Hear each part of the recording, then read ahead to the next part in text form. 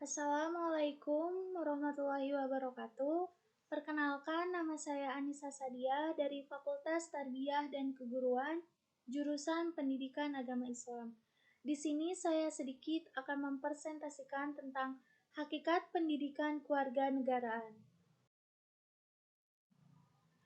Pendidikan kewarganegaraan adalah jenis ilmu kewarganegaraan yang melibatkan partisipasi aktif belajar dalam proyek-proyek terkait isu sosial, politik, ekonomi, dan lingkungan global.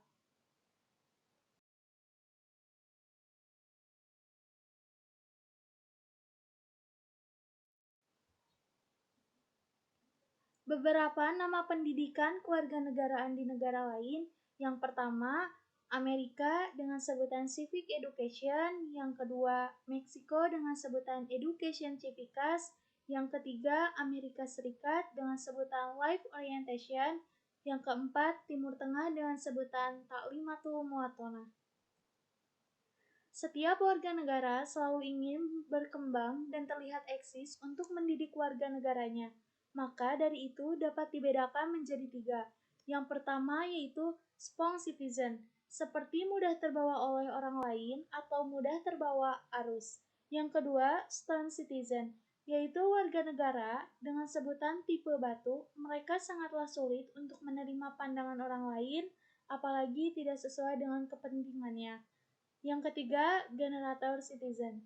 Mereka mampu bergerak untuk orang lain dan berpartisipasi aktif dalam masyarakat dan bernegara bangsa.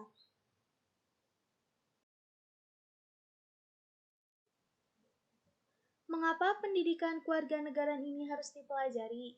Yang pertama, yaitu alasan historis, yaitu mengambil pelajaran dari catatan sejarah.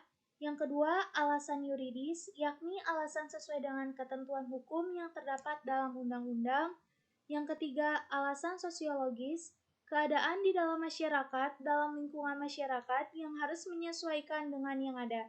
Yang keempat, alasan politis, berkaitan dengan kebijakan-kebijakan perintah dalam mengenai pendidikan kewarganegaraan dalam kurikulum sekolah atau yang perguruan tinggi.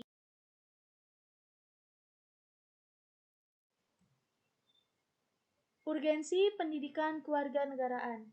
Urgensi pendidikan kewarganegaraan yaitu ada 3. Yang pertama, alasan historis meranjuk 3 tonggak pada Indonesia, yakni kebangkitan, yaitu yang pertama, Kebangkitan Nasional 1908, yang kedua, Sumpah Pemuda 1928, yang ketiga, Proklamasi Kemerdekaan 1945.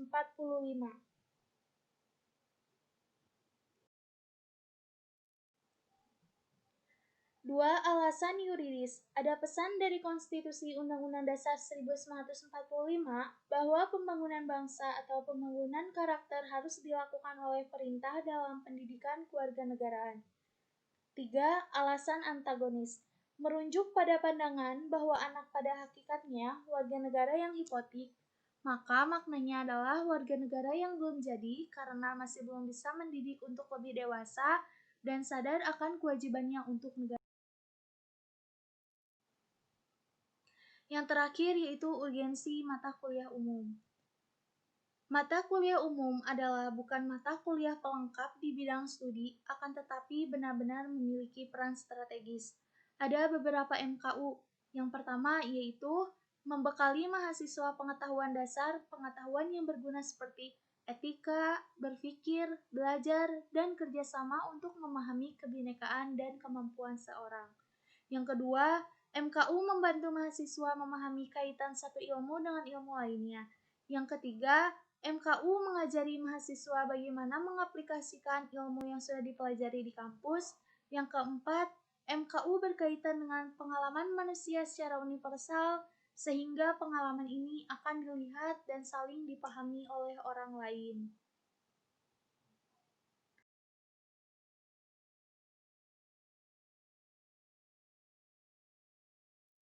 Terima kasih presentasi yang sudah saya sampaikan. Mohon maaf bila ada perkataan yang salah ataupun tulisan yang salah. Wassalamualaikum warahmatullahi wabarakatuh.